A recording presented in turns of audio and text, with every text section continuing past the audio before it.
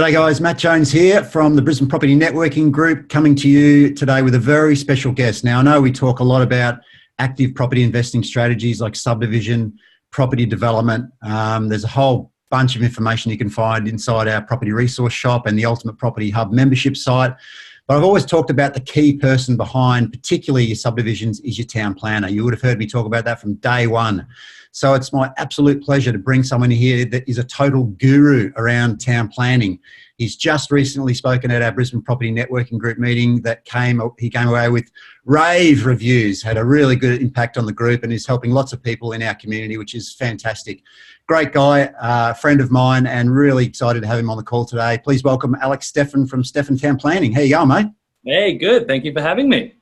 Mate, thanks for your time. I know you guys are flat out doing your town planning, and we're going to get into a whole bunch of questions that people have sent in around what you do and how to make it all work and how to decipher through all the terminology and all that sort of stuff. So, yeah. Mate, do you want to just kick off by give us a little bit of insight into who you are, what you do for fun, what you do in your business, and then we can get into the more specifics of town planning itself after that.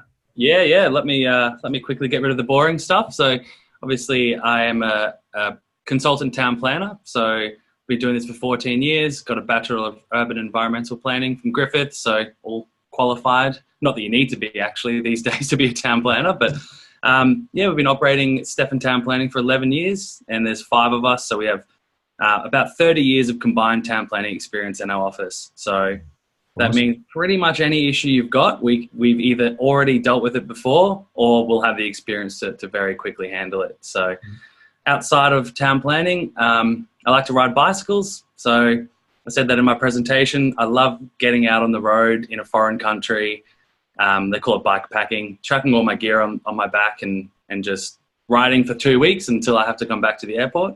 And then the other one that some people have approached me about at the networking meeting is my secret nightlife Batman persona, which is I DJ too. So I'm an Australian champion turntablist.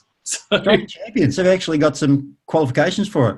Yeah. I'm 2 times Queensland, 1 time Australian champion. Went to Chicago and represented Australia in a competition called Red Bull Freestyle. So it's kind of like turntablist / like nightclub DJ. So it's like my secret nightlife gig. It's your alter ego going on there. That's so cool. Yeah, so I'm not just a boring town planner. Do you guys get together and have some cool parties in your offices where you're doing some DJing and everyone has a bit of fun on a Friday? Well, not yet, but I think it was last year or the year before, I wanted to have a Christmas party and I thought, it'd be fun if I used some of my connections in the nightclub industry to book a party. So I think we ended up having our Christmas party at the family nightclub. I DJ'd there. So that's so cool, mate. Our paths aren't too dissimilar. I used to be in theatre as a lighting technician for 15 years. So part of that, occasionally, not many DJs, but a lot of opera and ballet and rock and roll stuff. So kind of a similar sort of background, I suppose, which is fun. It's a fun gig. Industry. Yeah, totally. Yeah, awesome, mate. Awesome. All right, well, enough about DJing. People are here to listen about town planning and the specifics behind that. So I thought we'd just start with some basics and then we'll move into some more advanced topics for people. But for those that are just starting out in subdivision and development and they're not too sure where to go, they might have heard that, hey, I can make some money cutting off my backyard and splitting it into 2, or maybe paying down some loans and being able to create some positive gearing. There's lots of different strategies with subdivision. Yep. How about we just start with a few of the basics, like what is a town plan, and maybe talk about overlays and a couple of other terminology that people might hear thrown around, just so they can get their heads around what it actually is. Yeah, well, I suppose everything to do with property development really comes down to what's in the planning scheme. So the local planning scheme is basically a document that allocates certain areas, a specific zone or overlays, and then those zones and overlays will then decide what you can and cannot do. So things like the minimum lot size, how high you can build, how much site coverage you're allowed, what density. So that's what the town planning scheme is really there for. It's to stop people building 20-story high, skyscrapers in the middle of suburbia. So it can be annoying at times, but at the end of the day, it's there to make sure that everyone has a high level of amenity and livability. So the main thing that the main part of that is zones and overlay. So a zone is like low density, low medium density. That'll determine whether you can do certain kinds of uses. So duplexes, multiple dwellings, usually they're in higher density zones like low medium density. And then your more traditional splitter sites are more low density. Then the one other big part of a town planning scheme is the overlays. So overlays are certain, is council basically mapping things that have certain interests in them. So the biggest one in Brisbane, for example, is character, the traditional building character overlay. So that overlay will potentially mean that that property has a pre-1947 house on it and you can't demolish it. Other common ones that everyone will know about is biodiversity. So, you know, there might be some trees that are mapped as protected, or flooding. The property might have some kind of flood overlay. And if you read into those planning schemes, then you can actually find out exactly what those overlays mean to that particular property. And then, not that I'd recommend people do this, because this is why I exist, because prison planning scheme's like 7,000 pages long alone. So I wouldn't recommend that you do it yourself, but you know, that's my job to decipher that 7,500 pages, so I can give you a straightforward answer.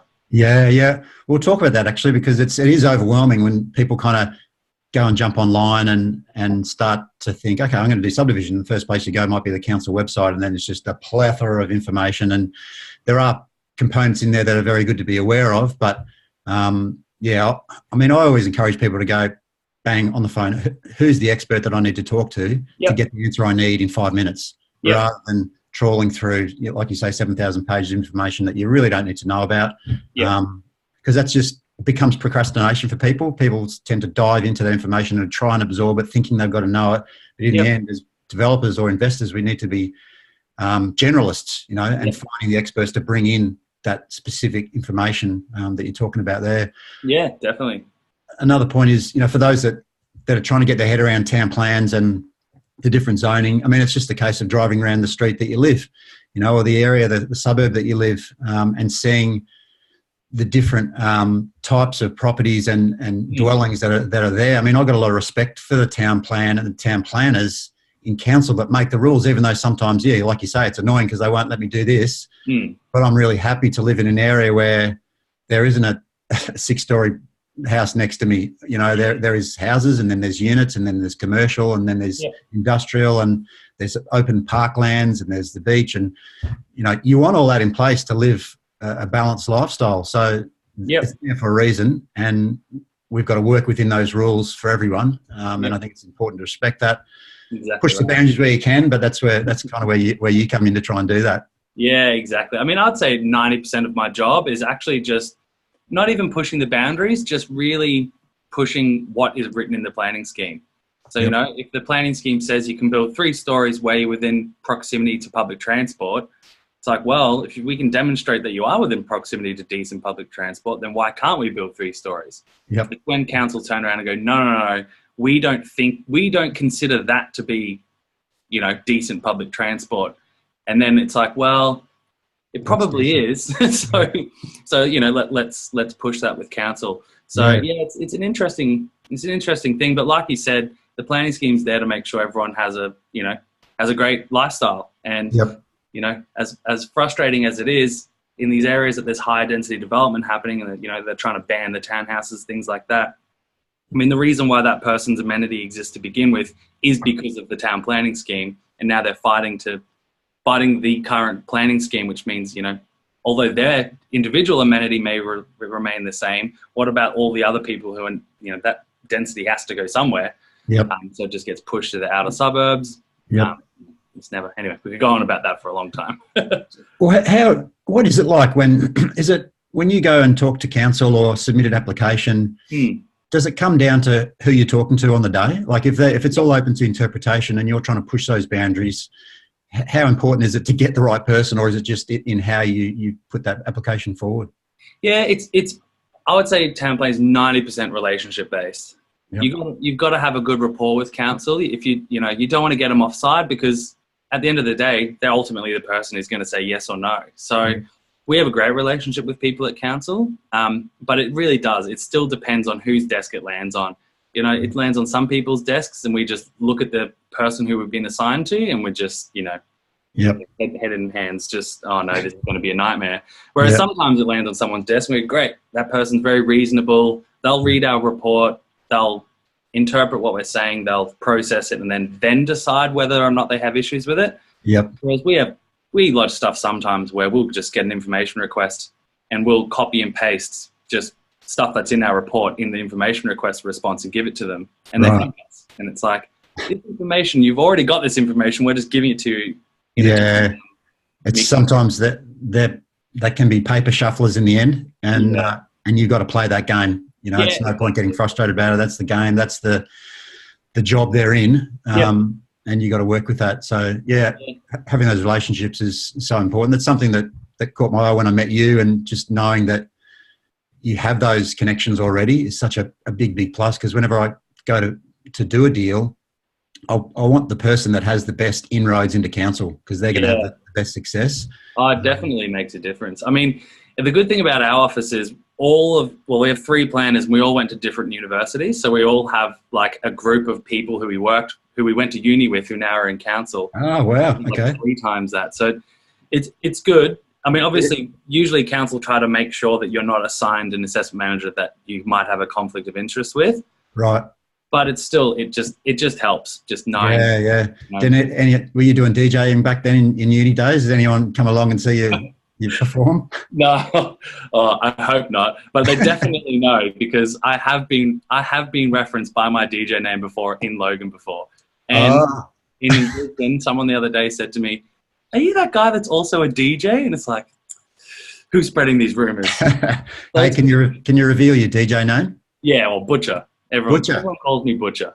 Okay, cool. You'll probably find some incriminating things on the internet about me. But don't worry, one day I will fight council for you. Oh, that's awesome. Okay, so that's some basics there. People can go into. Do you encourage people to go to the council websites to educate themselves, or you say just steer clear of that? Talk to us. Yeah, usually the process is when people are trying to get into property development or property investing, what we usually recommend is that they come in for an initial meeting with us with a couple of properties that they're looking at potentially acquiring, or even just for research purposes. Yep. And what that does is we'll give them an initial response to those particular properties, and then from that point on, they know that properties in that zone that are that size you can't do anything with. Yep. And it's a very quick learning process for them, because they go, okay, well, now I'm not going to ask Alex about any properties that are 400 square meters in low density zones, because you can't do anything other than this. Yep. So then when they find a different property, then they go, oh, Alex, what about this one? This one's in a different zone and it's bigger. Then we'll give them feedback, and they kind of learn pretty quickly. Yeah. What we then put them onto, I developed a web app called Properties. Yep. So it's propertease.com.au. Cool. We'll have a look at that in a second. Yeah, but keep going. Yeah. Oh, sorry. Yeah, and I can get that up on my screen. And what that does is kind of takes away that first initial bit of investigation. Yep. So it's a web application that tells you the development potential of a property just by typing it in. You don't need to research. You don't need to call a town planner. You can kind of make your own determination.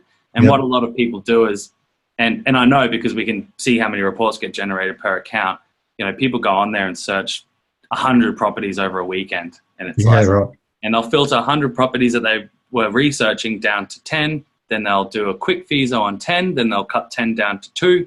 And then they'll email them to me and go, hey, Alex, cut 100 down to 10, down to 2. What do you reckon of these 2? And then we can give some really high-level advice on that. That's really clever, not just for the fact you've created this tool online, but one, you're educating people to start with, which is fantastic. I'm a big believer in give people the knowledge, give them the information so they can go and do the work. Second thing is you're freeing up your time. Instead of answering 100 calls, you just point into the website and they can find out as much information as they can, and then bring the good stuff to you. That's really clever. And I mean, I always encourage people to, my way of doing things is I would call council first just to get the lay of the land, just to go, okay, what's their feeling around this? Are they trying to rezone this area? Are they trying to change the zoning? Just so I know where they're coming from. And then I'll go to the town planner and go, okay, this is the site, where are the red flags, what can we do from here, to get the real facts, that council won't give you unless you actually put the application in. But then going one step further and giving people the actual tool that I'm sure you use as well, just to spit out that data to be able to make a yes or no decision to move forward, is brilliant. Yeah, it saves us a lot of time too, especially in areas, someone will send us an inquiry in some obscure area that we've never dealt in. And, we'll just chuck it in there and it'll spit out a report and go, you can subdivide, it's this, this is the maximum height, this is the yield, this is the density. And it kind of saves us having to research all of that just to give some initial feedback. So it's very helpful. Well, let's do it, mate. Let's share screen, and if you can just bring it up, and so everyone can see what it looks like and how to get in there. And did that work? Yep, that's the one. All right, perfect. All right, properties.com.au. There's the address. It's the address up there. So I'll log in. I luckily have an account. So you can kind of, let's just zoom in and we'll just pick a random property. So you can either search by just typing in the address, or you can just select. So for instance, if you wanted to do a search on this one, you just click it. You can combine lots. So let's just pretend we're just looking at buying this one first. So you just click create report. Got all the minions in the background working right now. Crunching numbers. Turning the cogs. There we go. So now on the right hand side, it tells you all the boring but stuff that you need to know. So the planning scheme, zone, neighbourhood plan, property dimensions, frontage. It tells you the development potential. So this one actually has the potential to be subdivided to 2 lots. There's no multiple dwelling opportunities. So it's all good to know that, but if you can't back it up with information, then, you essentially don't know anything. So it then backs that up with the actual granular data. So you can get 2 lots because the minimum lot size is 400 square metres with a 10 metre frontage, and the minimum rear lot size is 600 square metres. So, we've obviously got enough site area to be able to do that. It also, tells you like the minor detail that is good to know. So small lots down to 300 square metres, maybe allowable, and it measures all that for you. So if we were within that 200 metres walking distance, it would come up and tell you that the minimum lot size is actually 300 square metres. Okay. Just on that, where it says centre zone, what do you define a centre zone being? Yeah, so a centre zone is a centre zone category. So it's a type of zone. It's basically the blue one is probably the best way I can explain it. So if you're looking at the council mapping, look for the blue zone, and that's usually a centre zone. But there's, neighbourhood centre, local centre, district centre, principal centre. So there's a couple of different centre zones. But usually they're all blue or some shade of blue. But basically there's a certain amount of facilities in those zones that people would need to access. Yeah, so they kind of say that because you're within 200 metres walking distance of these services, like local shops or, facilities, restaurants, shopping centre, then you don't have as much reliance upon a car. So then, therefore, you can have a higher density because you don't need as much car parking. So there's kind of it's an interesting one because if you, for example, 201 metres walking distance, they might not let you. Okay. Okay. So it's kind of common sense, but it's open to a bit of interpretation, maybe a bit of luck on the day too. Yeah, well, we just got one approved. That was 210 metres walking distance. So you can still get them approved, but it's just, it bumps up the level of assessment and gets it. So this also has all the cautionary overlays, and it puts it into English as to exactly what it means.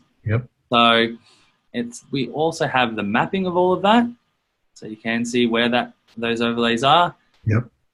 And the infrastructure. So this is a big one that we use a lot. So I'll show you where the sewer is. So you can see the sewer's down the front, and we can see where the water mains are, which is also at the front. So this actually looks like a pretty good site.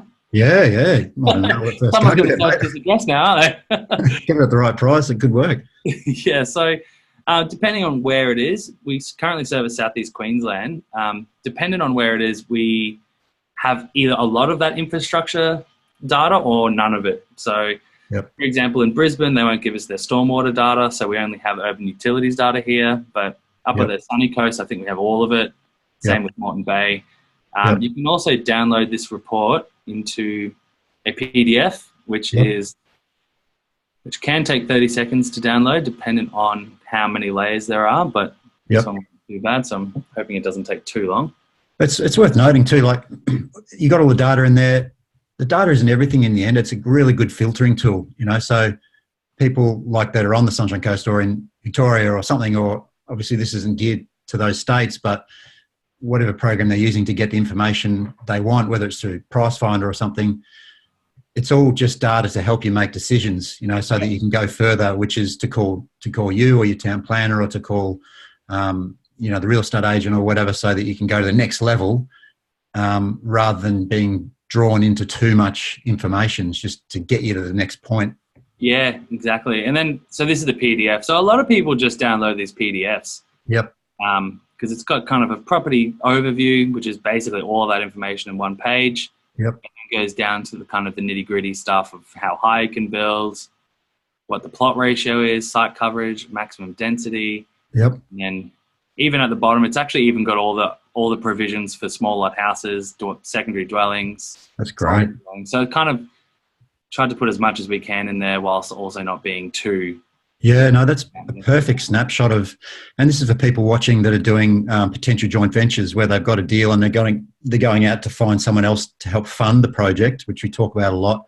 You want to build a good proposal for those potential money partners and joint venture partners to show that you've done your homework and that everything stacks up, and this is why, this is the data, and that'd be a great report to attach to that proposal to give them a good snapshot.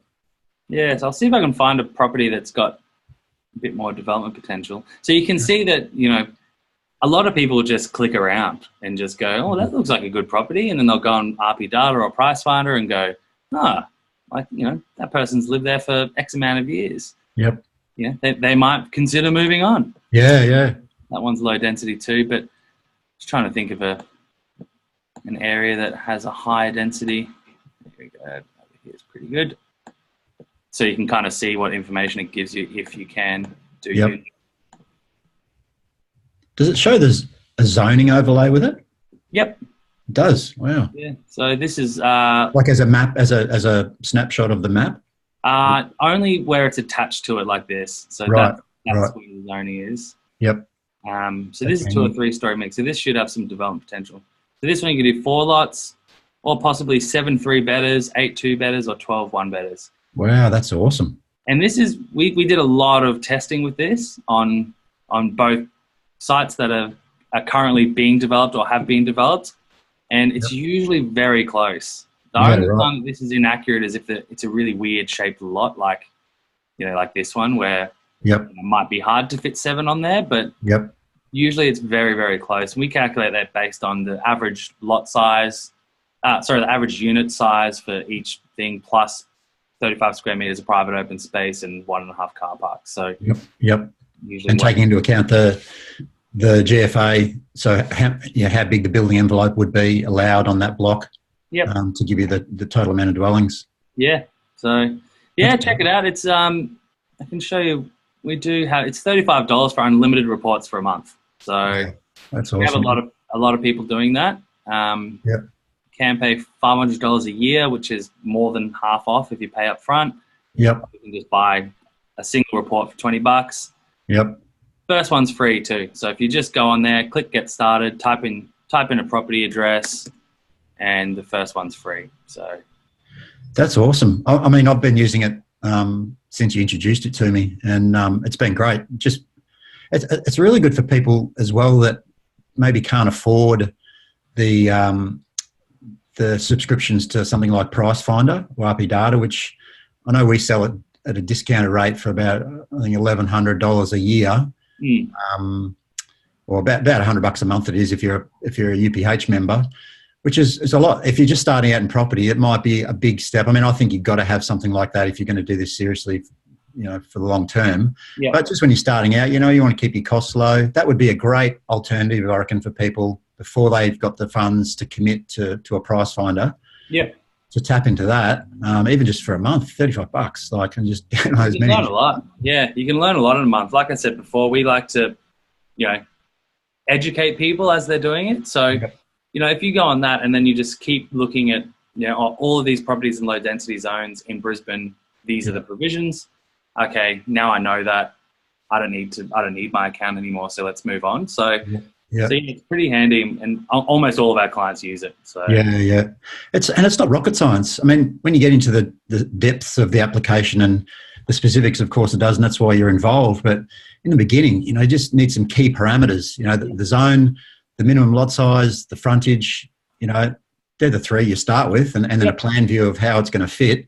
Yeah, that just eliminates huge amounts of property just to begin with. So you're not looking at everything, and that's all you need to do in the start. I think is just to be able to narrow down to something to understand what's going to be allowed. And then build from there, rather than compare that to going to the council website. And I still get confused going there. I get confused. I want to see. I don't go there. No, even I can't. I go on the council website sometimes. I'm like, I'm pretty sure that's not even right. And then That's awesome, mate. No, I highly encourage people to jump on that properties.com.au. I'll put a link underneath this recording wherever you're watching it, so you guys can go and have a look, at least have your free shot at it, and download the report and see what's in there. And I guarantee you'll jump on it for that monthly fee. It's just a no-brainer. So thanks, mate. Thanks for sharing that with us for people to have a go at. All right, we'll keep moving along. I had a question here around particularly people in our group. They're very hands-on, like they want to do the stuff themselves, which is good. It's good to get in there, roll up your sleeves, learn the process so that you can know what you're outsourcing. But what do you say to people around wanting to do the work themselves? They might go, okay, it's going to cost X amount, $1,000 to have a town planner on board. Why don't I just give it a crack and do the application myself? What's your thoughts around that? Yeah, it's an interesting one, because we obviously, not too often, but every now and then someone will go, well, can't I just do this myself? And we go, well, yeah, you can, but it's kind of like, if you're sick, you don't just go on Google and just go, I reckon I've probably got this. It's like, you probably go see a professional to actually give you a solid opinion. Another one I use is plastering. Like, you can do your own plastering. I've done my own plastering before in a reno, and it was a terrible time. And I could have paid someone just an amount to do it properly, efficiently, and it would have been a better job. It would have cost less. I would have had more time to do other things. So, I mean, town planning is almost an art form these days. It's you can know the rules and regulations, but knowing how to process that through council, deal with the right people, have that relationship, it's all necessary to make sure you get a good result. I'd say at least 80-90% of the people who don't use a town planner or don't use us, and then they'll end up coming back around and going, hey, look, we're having a problem with the DA form, or we've got this notice from council. What does it mean? And it's like, well, you've just spent X amount of time on this, and now for us to take over, it's actually harder because we kind of have to undo everything that you've already done and then start all over again. I think the only reason you would see people do that if they had aspirations to become a town planner, either council or privately. It's just and you can do it. Like, there is certain things that we tell people just to do it yourself. Like, if it's something carport or something minor, like, and it's just it's like council has a form. Just fill out that form, give it to council, and they'll step you through it if you need anything. So we're always happy to talk our way out of a job where it's necessary, but it's when people are trying to do units or a subdivision, and there's, the planning scheme policy relating for a subdivision is like, the infrastructure policy is like, I'm just going to guesstimate that it's 500 pages long. And like one line in that could completely ruin that entire deal, and you can't think about it anymore. You want to read it all and really get your head around it, and how council's interpreting that at the moment, and how seriously they're cracking down on it. You'll never know, which is why we exist. It's a no-brainer. I mean, there's a bit of a loaded question anyway, but I wanted people to understand firstly, you got to value your own time, value your consultant's time, and then what if you get through it and they say no because you have missed that one line item in 500 pages? Yeah. And the whole deal's done. That's finished. Yeah. You know? It's been knocked We back. had someone recently that came to us who did their own DA, and they had this terrible condition in their approval, and we just went, why didn't your planner fight that condition? That shouldn't be in there. Like, it's going to cost you an extra 15 grand. He said, I did it myself. I was like, okay, well, you need to make representations. And then he's like, I've already waived my appeal rights. And it's like, well, why did you like?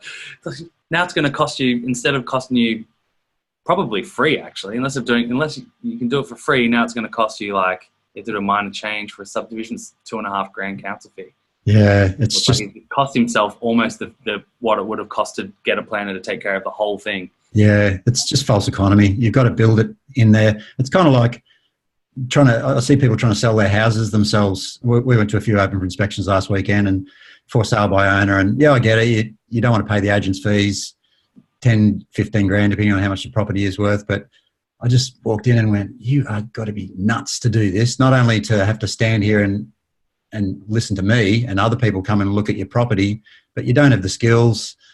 You don't have the networks, you know, or the database to get this property out, you know, to sell it. Yeah, I actually think people don't really want to sell their property when they do it by themselves because they're just kind of fishing because it's not going to happen. Even if they do, they're not going to sell it at the price that the agent could get for them anyway, or a good agent. So the money you're trying to save there, you just lost in negotiation anyway. Yeah. Same thing with you guys. It's just... Oh, yeah. We save people a lot of time, a lot of time and a lot of cost too. If they did it themselves and weren't made aware of certain things, then that can really have flow-on effects and really blow the budget of a project. And we usually will pick that up in the first 5 minutes. So, can you give us if you're happy to, give us like a ballpark cost around? You know, say I was going to go, okay, I found a site on properties. I can split one into two. Yep. It's pretty straightforward. A front lot and a rear lot. And I come to you and say, okay, I want you to come on board and do this application for me. What's the ballpark cost for someone to pay for that? Yeah, so usually the total cost of a DA for a 1 to 2 lot subdivision is about 10 to 12 grand. Yep. So I can break those costs down pretty easily. It's council fees 3.5 grand. Our fees usually around 3.5 grand. So that's basically handled. So that's handling everything from, hey, I have this site, I want to subdivide it, to here's your decision from council. Yep. And then surveyor usually costs about $1,500 plus GST. Yep. And then we always recommend that you get a civil engineer on board just to check over those initial services so you don't have any huge surprises later. And they're about $1,200. So, okay, you know, it's not that big of a cost. Yeah. I like how you do the whole fee proposal there. It's not just, okay, we're 3.5 grand and then someone goes away and goes, okay, that's cool. But then what's the rest of the costs, you know, to get it to a point where you can actually have those titles issued? Yeah. And there's a lot involved. I mean, it's not, and you know, we've built these relationships with consultants like surveyors and engineers over 10 years, or collectively over 20 years. Yeah. So we have these relationships that exist where we know that they will give us the best price. We know what the best price is, so they'll give it to us, and they'll do good work. They'll look after all of our clients. And they'll do it very efficiently. So so it's kind of like you get the whole package when you deal with the town planner. Well, and especially us, we make sure that, you know, we're going to use those surveyors or that engineer because they're most suited for that job, and we know that we can get it done in a day. So the record time frame that we've lodged a subdivision application was we got engaged on the Friday. Over the weekend, we engaged on behalf of the client, the surveyor and the engineer. On Monday, we had the survey plan, or like the subdivision plan. Tuesday morning, we had the civil engineering report, and by Tuesday afternoon, we lodged the DA. So that's like a 2 business day turnaround for a subdivision lodged to council. So yeah, that's phenomenal. That's awesome. Yeah, I can't. I mean, we run a great networking group in Brisbane, and I know there's people in other states that are watching this. But having your consultants being able to integrate is just so important. Otherwise, you're going to be the middle person trying to get them to talk. Yeah. Different personalities, and they may not have worked together, and they've all got different agendas, and you're in the middle of it trying to navigate, not actually knowing the niches that they're in particularly well. So having you there as that focal point to bring them all together to get the outcome that the client wants anyway, it's just so valuable. You know, and we're always working in the best interest of our client too. So if anything ever goes wrong with those consultants, then we're the one who will call them and go, Yeah. hang on, you've drawn this wrong or you've stuffed this up. Yep. You need to fix it, because if you don't fix it, we won't send you work anymore. Yeah, exactly. And not that we threatened or anything, but it's just a natural part of business. Well, yeah, it affects everyone. I had a classic one of my very first subdivisions, and same thing. I had surveyor, town planner. I didn't even have a civil engineer at the time. I didn't really know what I was doing with this one. I was just kind of follow your nose and fumbled my way through it. But the surveyor had drawn the easement on the access easement on the wrong side. It was a front and rear lot. Yeah. And so, which was weird because there was a concrete driveway on one side, which was clearly the access easement. And they've gone and drawn it on the other side, cutting through all the vegetation and everything. Yeah. And I didn't really know. And so I'm just handing the drawing from this person to this person. They didn't know each other. Yeah. And I didn't have the confidence or the knowledge to actually point it out. Hey, maybe you want to put it on the other side. Yeah. So it actually got lodged like that, and then had to come back and wasted a few months and more cost in having it redrawn and reapplying to council. It was probably about 10 grand in extra costs, just because I didn't have someone, coordinating everyone. Yeah. And I didn't know what I was really doing at the time. So it just was wrong. So I had to foot the bill, because essentially it was my mistake. But having someone there holding your hand and navigating it with those other consultants is just worth its weight in gold. So that's great. Yeah, and we really pride ourselves on trying to get the best outcome. So sometimes the best outcome can be really, really frustrating to get there, but we are happy to do it to get the result. Yeah. Like we recently probably we negotiated with council for about 6 months over getting 2 extra children at a home dance studio. And it took 6 months, and we had countless meetings. I think we had to do a minor change. Like, it just took forever, but at the end result was positive, and we got that result for them. Whereas we could have walked away when we got the decision notice and went, look, sorry, we couldn't get 5 kids. You can only have 3. Yep. But we always go that extra mile to make sure that. Yeah. Because these decisions really affect people. Like if we can't get a subdivision approved, or you have to put an upstream connection point for stormwater or something, that could fuck the whole project over, and you got to start again. Yeah. So we always make sure that we're fighting one to get it approved, or if there is an issue before we lodge it, then we'll raise it with whoever it is. So. It's such an unknown with this stuff, because it's never real until they put the stamp on it and say, yes, we approve. So yeah, that's for sure. You always got to allow contingency time and money, because you don't know. I mean, you might have all the knowledge in the world, but in the end, they might not stamp it for whatever reason, or you might have to fight it, like you say, for 6 months, 12 months, 2 years. DOs go on forever. So have you got any like horror stories, or where you've had people come in and they bought something thinking they could subdivide it, and then come to you and then put the application, and they've gone, no, can't do it, and they've kind of been stuck because they've sort of put the cart before the horse? Yes, very often. Yeah, it unfortunately does happen quite a bit, and it's never good. You never want to have to tell someone, like, we can try, but it's going to be unlikely that council would support it. Yeah. Depending on what it is, the biggest one that people always fall into is buying either a property in an overland flow path in Brisbane, or a property that slopes towards the back that doesn't have a lawful point of discharge. Right. So just explain, just for those that don't know, so overland flow is stormwater. So when it rains, where does the water go? Yeah, so overland flow is like a localised flood event that council have mapped but don't have the detail on. So when you see a mapped overland flow path on a property, it could be a trickle of water every 100 years, or it could be a wall of water every 5 years. Right. And you just won't know until you get a specialist to do a report, like a hydraulic engineer, onto it. Right. And the issue is council are very concerned with those kinds of properties, because they don't want properties washing away. So they have these pretty strict rules about providing certain heights above the flood level and building pads. And the hard thing is you have to build up your property, but you also have to build it up whilst not impacting on that natural flow of water, which is near impossible. Like, if you put a brick in front of in the middle of a river, it's going to have some kind of effect. So that's where it gets a bit tricky.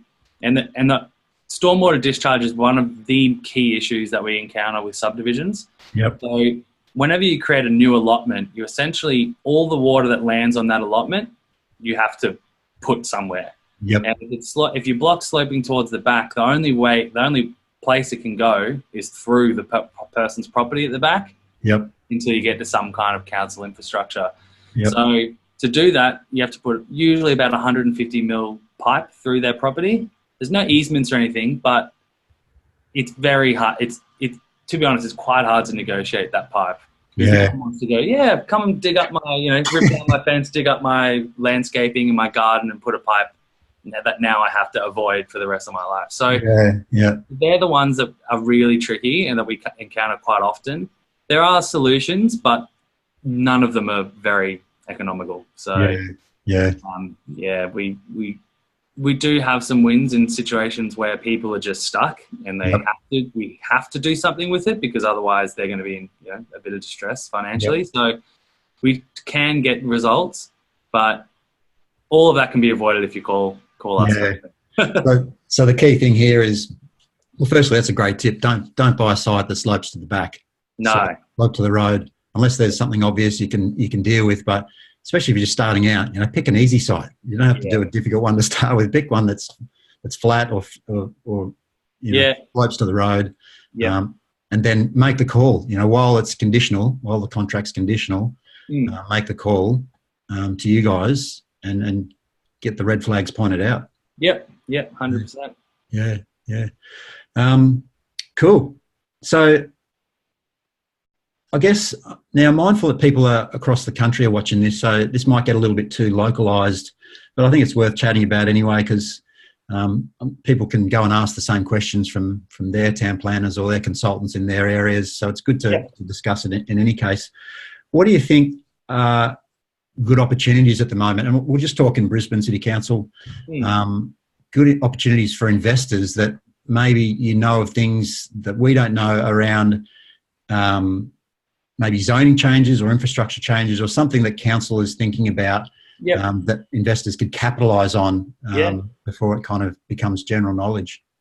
Yeah, there's a couple of things. So council always have upcoming amendments to their planning scheme listed. So a perfect example is in Brisbane, the Cooperee Neighbourhood Plan just got adopted and it actually downzoned a lot of properties. So there's a lot of properties that were in LMR sites that are now character residential that you can't do anything with. Right. So if you just go on search, upcoming amendments to city plan or whatever your local planning scheme is, there should be a website. Usually they're called Have Your Say is usually what the site's called. Yep. And you can basically go on there and just have a look at what the changes are. Yeah, so there are some great opportunities there for people to find sites that are currently zoned, low density that are about to change to high density or about to change to a centre zone where you can do shops or something that you could get in there. I mean, it's a proposed change, so you're not guaranteed to get that happen or to make that happen. Yep. But if you can get it under contract, wait for that to officially happen and then buy it, then you could really, really be sitting pretty happily. Yeah. That's a killer strategy. Like if you're watching this, write that down. Like go and find the site, whether it's Have Your Say or go and Google it, check with your local planner, or if you're in Brisbane, South East Queensland, call you guys, Steffan Town Planning. Yep. There's a couple of amendments out there right now that, we've had someone send us a property and they said, council sent me a letter about some zone thing here. Can you tell me what that is? We had a look and their property is going from low density to a district centre zone. So it's gone from they can have one house there to they can build 5 stories high. They can have apartments. They can do shops, offices, medical centres, whatever they want. They can pretty much do it there now. So I don't know what effect that has on the property value, but I'd assume it's gone from hey, you have a house next to a shopping centre to hey, you have a shopping centre now. So, well, you look at it. There's two schools of thought. People might look at that and go, "Oh, great, this sucks." I'm going to have to move, or but then look at the opportunity. Like there's developers coming along and wanting all these blocks. I'd be talking to my neighbours straight away. Hey guys, you want to amalgamate? Let's exactly. Developer. Yeah. The other one that's probably more of a long-term strategy, but in Queensland we have regional plans in most kind of metropolitan areas, and there's a thing called the urban footprint. So there's Shaping SEQ regional plan in Southeast Queensland, and you can go onto the state mapping, and if you select urban footprint, then if you can go through areas like kind of outer suburbs in Brisbane, Logan, and find areas that are in the urban footprint but are currently zoned rural. So you'll find all these properties that the state government's gone, we think that you should, local council, these are the areas that you need to increase the density in. Yep. And then it's up to local council to eventually adopt that. So you can find sites that are big rural sites that you can't do anything on, but at some point in the next 20 years, the state government's going to try to make local council upzone those areas. Yep. So it's more of a long-term strategy, but we get a lot of calls about that going, we want to see if this property out in Greenbank is in the urban footprint.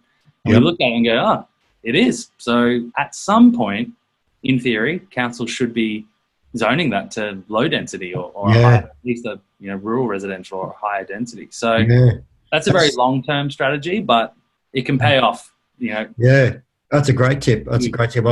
We're looking at a property, with the same thing where it's actually classed as rural residential, yet it's there's plenty of residential around it. There's low residential, and then next to that there's medium residential. So there's units and things. So you can see it's going to get squeezed. Yeah, there's no guarantee when or if it'll happen, but you're just looking at it going, that is like a perfect little hotspot to just go boof. In could be 10 years, could be 5, could be 20. I don't know, but if you can secure it and be able to hold it neutrally geared that period of time, potential gold mine there. Yeah, I mean, all the people who bought properties through, Park Ridge and Roachdale and Logan Reserve, I mean, all of those properties were bought for like 200 to 400 grand 10 years ago. Now they're selling for $8 million. So, it's and that's because they were in the urban footprint that whole time. Yeah. And only recently council changed it from rural to emerging community zone. It's just that one change of zone and everything changes. So it's the beautiful thing about town planning, that they are planning, they're thinking ahead. They know they need more houses. There's more people coming to this area. Yeah. They've got a plan for it. There's got to be something in place, 5-year plan, 10-year, 20. So they have allocated areas. So they're basically giving them to you on a platter. Yeah. Which ones they're thinking about. They're not confirming it, like you say, but they're thinking about, this would be a great place to expand on. So, why wouldn't you? Yeah. On that. Rather than going to the park ridges now that have already happened, thinking that, this is the new hotspot because everyone's subdividing. Well, it's too late, guys. It's been done. Yeah, exactly. Value's gone up. It's going to be you'd be fighting it all the way to make money out of that. Go somewhere where you've got a bit of time on your hands to allow that to increase. Yeah. Yeah, awesome. We might go into some, and I'm mindful of your time, mate. We've already chewed up a lot of time, but we've got some awesome content here that I know people of all skill levels are going to get a lot of value out of. I myself are going to be jumping on a couple of those links that you've just shared. Yeah. But let's go into, you touched on character housing before, and this is a specific one to Brisbane in particular, but I'm sure it's all over the country where councils want to maintain a certain style of suburb. I find that a lot of people are never really confident about what they can and can't do with the character housing overlay. Do you want to just explain what that is and what the parameters are that people can work with? Yeah, so the overlays that you want to look out for are the traditional building character overlay is the most common one, and then you've got pre-1911 character overlay and then the heritage overlay. There's an overlay called a dwelling house character overlay that, despite its name, is not a character overlay. So that's just an overlay that triggers a dwelling house code. So what that overlay means is you could have a pre-1947 building on the site, and the codes that then relate to that basically say that you cannot lose any integral components of that building. Integral components could be something as simple as a window hood has been deemed an integral component, lattice work, fretwork, all of these kinds of things can now be protected. So if you buy one of those houses, you really need to determine the age of it, because if it's pre-1947, then there's very limited amount of things that you can do with them. Right. You can still do a lot, but, you can't demolish it, for instance. Yep. Near impossible these days. You can't hugely change the front facade.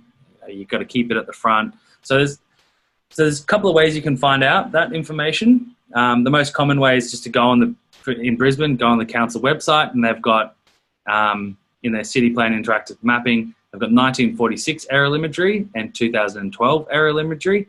So you can just go on there and just flick between the two and see if the house is the same house. Okay, yep. It can, depending on what suburb you're in, it can be very fuzzy. So at that point, you really kind of need to, if it kind of looks like it could be the same house, and then you go to the street view or you go visit it and you're like, this looks like a Queenslander, it looks old, then it's probably safe to just walk away from it if you wanted to demolish it, for instance. Yep. If you're really unsure and you really want to buy a property, you can engage heritage consultants whose job is just to date houses. Right. Some of the issues that you can encounter is if there is an obvious Queenslander on a site, but it's not there in the 46 aerial imagery, then it still could be protected because it just says pre-1947 buildings. So that property, if you track it back, could have moved from around the corner and been put on that site, and there's a paper trail that notes that happening. Yep. If you demolish that, then you've now done, you've done a development offence and you can get in a lot of trouble. You can go to jail now for doing stuff like that. Really? Wow. Not that I think you'd go to jail unless you did it like 10 times, but you're talking big fines. So yeah. So it has to be, if it's built before 1947, does it have to be in that character overlay? What if it's just not an old house that's not in that character residential overlay? Yeah, so if it doesn't have the overlay, then it's not protected. So you can do whatever you want. So a lot of high density areas, although there's, the character houses there, council know, well, we're not going to get high density development if they have to keep these Queenslanders, so we'll let them get rid of them. Yep. So there are areas where they don't have the overlay, but there are a lot of Queenslanders. So it's very site specific, but generally if you see that any of those overlays, that it should be a red flag for you to investigate the age of that property, of that building. Yeah, okay. Yeah, I've seen some funny stuff happening where it's been in a heritage overlay. I think it's been, I'm not even sure, but it has that character style house, and you can see they've pushed the boundaries because they've just left the front facade of the house, and it was demolished. Yeah, one part, and they spent probably over $1 million just renovating the whole thing, but keeping that facade and then doing the rest of it. So I don't know if that's possible. But. No, so under the old planning scheme in Brisbane, the City Plan 2000, the exemptions for demolition used to say behind the front. I think it was something like that. It was like behind the front of the house is exempt, so you can demolish stuff behind the front. Yep. And that's all it kind of said. It was a bit grey. So what people were doing is just keeping the front wall and demolishing everything behind that, and then rebuilding it all. Now it says, that same provision on the City Plan 2014 says it's exempt demolition is anything rear of the highest and rearmost part of the roof. So in some cases that's right at the back, in some cases it's usually in the middle somewhere. So you can still demolish quite a bit of it, but you've still got half a house there. Yeah, it's not as cost effective, and it makes sense because it did look strange. You just see this. This just looked like something from Movie World, it was just like the facade sitting there with some braces holding it up. Like, guys, come on. Like there's 4 or 5 of them in West End for a while. They were just sitting there. It's like waiting for a storm to come through and blow it over. Classic. Another question I get asked about a lot is boarding homes and student accom. People that aren't related living in the one property, because it's got a lot of potential yield if you can rent out by the room. Obviously, you can get a much higher rent there and therefore a better yield on your property. Do you see a lot of that going on? And is there any sort of key things that people should be looking at before because it looks attractive, but I know there's a lot of disadvantages as well that you need to be aware of. Yeah, so we also get a lot of questions. So we actually made a cheat sheet. We got so many inquiries. So if you go to our website and click on the resources or the services, you'll find a section on there about rooming accommodation. Yep. And there's a cheat sheet there that kind of has all the general provisions for each council that we mainly deal with. Awesome. But it's called rooming accommodation. So it's essentially student housing or boarding houses. They all fall under the same definition. Yep. And it's where in most areas, mainly in Brisbane, like Brisbane City Council's really adopted this use. And it's where you can have 5 people, not necessarily related by blood, marriage, or anything, living under the one roof with their own facilities, renting out each room individually without any council approval. So they do have to have shared facilities like a shared kitchen, dining area, but you can really, like if you're near a university or something, you can rent out, each room in your house with a, bedroom, ensuite, kitchenette, and then just have a shared kitchen and facilities. Yep. Funnily enough, it doesn't 90% of them don't actually require council approval. So we never actually deal with them because people come to us and go, I want to do a rooming accommodation with 5 bedrooms. And we go, great, go talk to a building certifier. And then, off they go. So there are issues with fire safety and, emergency exit lighting and doorways and things like that. But generally it's a pretty hot use right now, especially when all of these, all of the 800 square meter sites have been sold and split.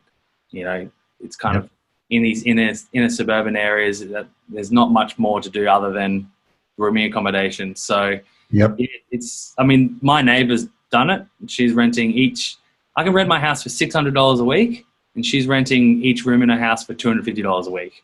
Wow. She's making $1,250 a week, and I'm making just purely because of that different defined use. Yeah. Okay.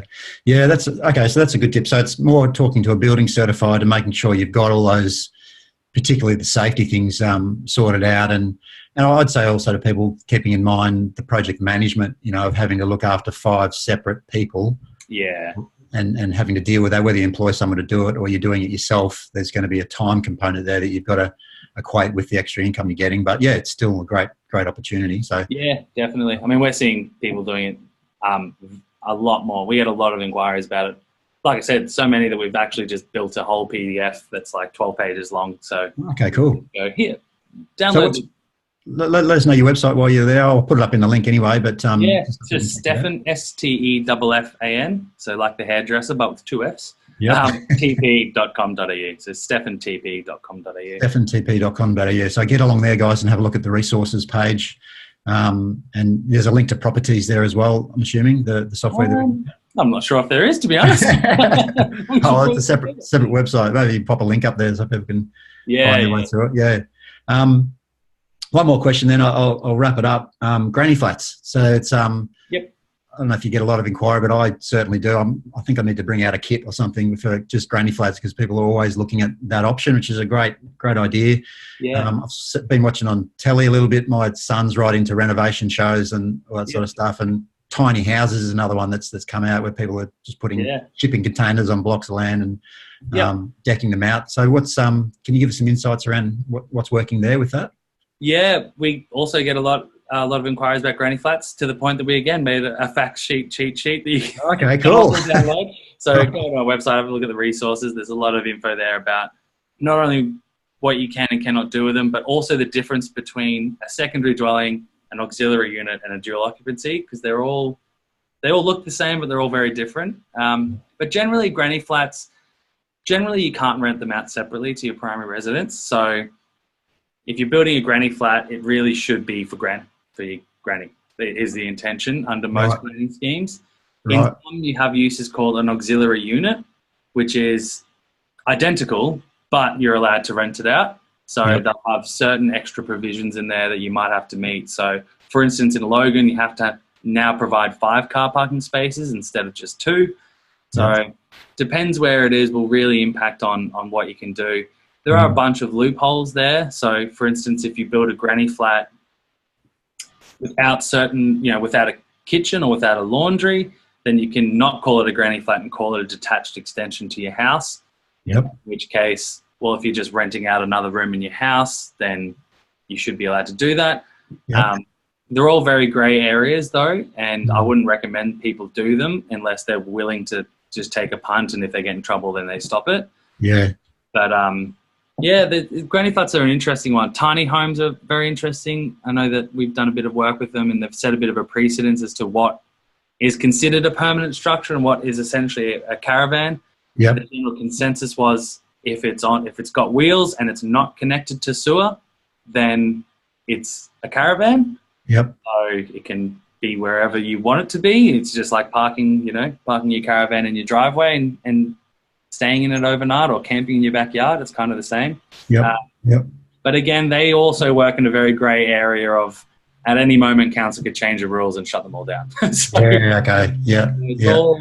It's all very YOLO at the moment with the tiny homes, I think. Yeah, I guess you wouldn't look to it as a long-term sort of income, maybe short to medium, depending on, because you don't have any real control over what's going to change. We were booking an Airbnb the other day, and just some really creative, unique places popping up, like portable caravans, that have been decked out retro, and they're kind of cool, and it's obviously someone's just put that in their backyard, and it's in a good location, and they're charging $200 or $300 a night for people to stay there. So yeah, exactly. I mean, if you like Airbnbs, for instance, are either defined as short-term accommodation or a use under the state regulation called party house. Terrible name, but anyway, that's what they call it. So I will guarantee that 99% of Airbnbs that are listed are not lawful uses. Yeah. But still, people get away with it and do it, and council kind of don't actively pursue people. Yeah. So, they've all kind of got a bit of a timeline on them that's like, it's good for now, but what happens when and if we get in trouble and we have to shut it down? Yeah. So I take the similar approach with tiny houses, that if you want to, get your property and put 20 of these, tiny homes on it, and they're all on, they've all got their own toilets in there, and then they're all on wheels. Yep. Like, it's only a matter of time before council go, well, hang on, you've actually got 20 families over here living on a site that should be one. Yep. So at some point, they're probably going to crack down on it. And if at that point you're happy just to go, oh, that's fine, let's just move them all along, and that was a good while we got away with it, then that's fine. But if you're really doing it, I think as an investment strategy, I'd be very cautious. Yeah, I'm the same. I'm cautious. I don't like to buy into something that I don't have control over the outcome from an investing point of view, because you can't sleep. Like, tomorrow, I could just wake up tomorrow and it's changed, and then unless you've got some sort of ulterior backup plan. Okay, if that does happen, right, we're going to turn this into a caravan park, and it's going to be something different, or we're going to sell it off or become storage sheds or whatever. I think you've got to have a few exit strategies there in case they do pull the pin. Yep. I know we were in France a couple of years ago. They did the same thing in Airbnb. They hated it there, so everyone in Paris got raided, and they had to shut them all down because they're big on, they don't like people making extra income without paying them substantial tax, and that's what was happening. And they just shut it all down. And I mean, France is very different to Australia, but I can just kind of see it as soon as they're not making their cut, or it's encroaching on what the bigger picture is. Yeah, well, they're going to come in and do something. Well, they did that in Southeast Queensland with gyms in industrial areas. Right. So if you go to a gym and it's in an industrial area, it's probably not meant to be there. I'd say 99% of the time. And probably last year or the year before, council just did like every council in Southeast Queensland just did an audit, and I reckon we had at least probably 2 to 3 inquiries a week from people who owned gyms in industrial areas that received a notice from council that they need to show cause and really in their approval, otherwise they have to shut down. Yeah.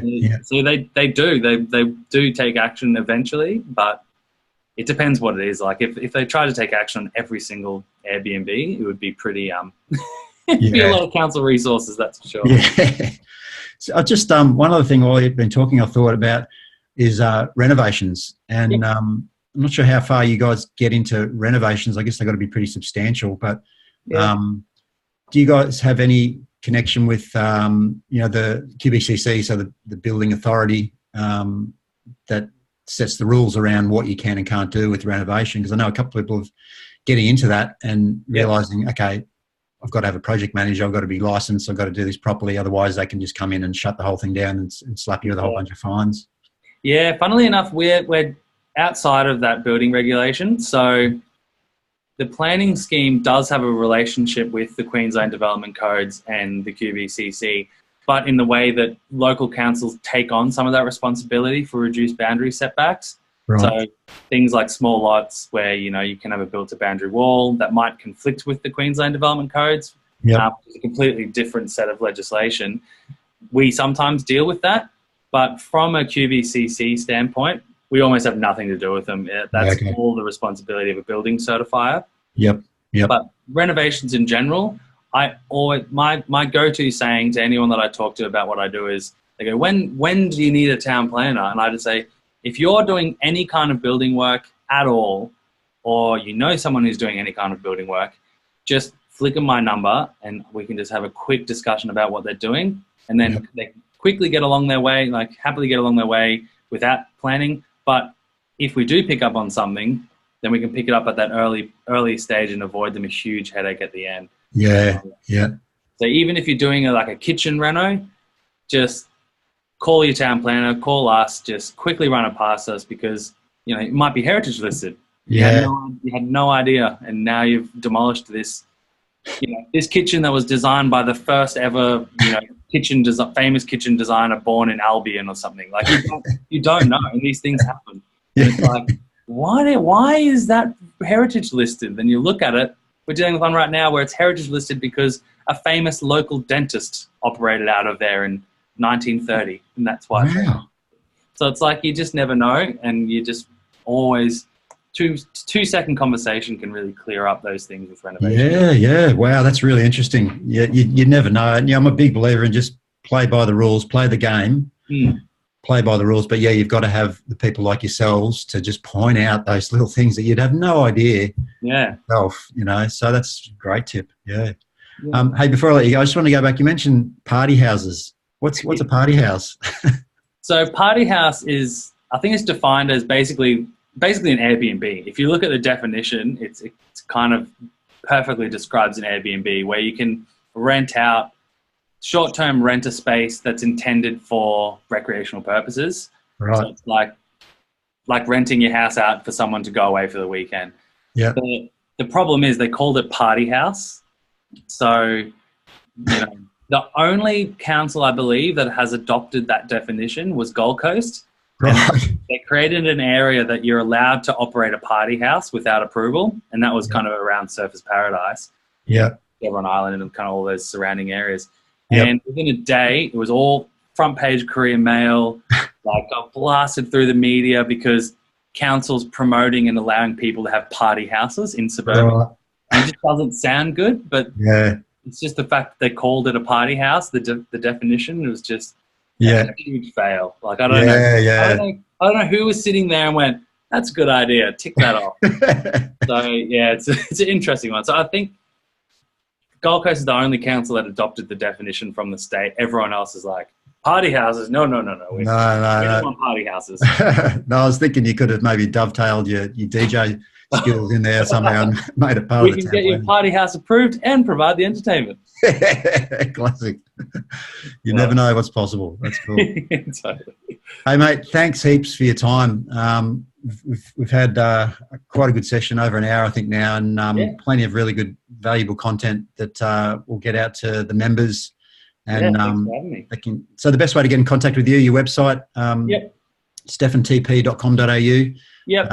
Properties.com.au to have a look at the reports software that you created, which is awesome, and I'll put those links below so people can check them out.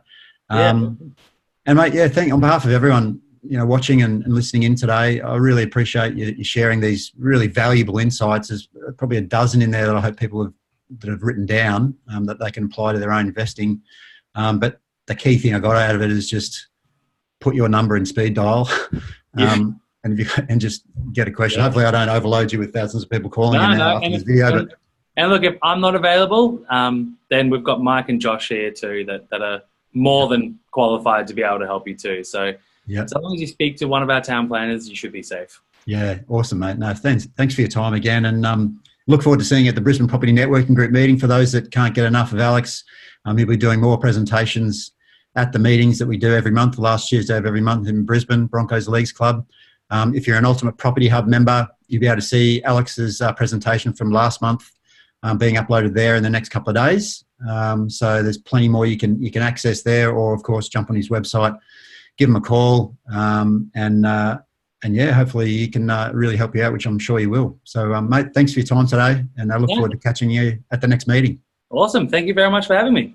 Cheers, mate. Bye for now. Cheers. See ya.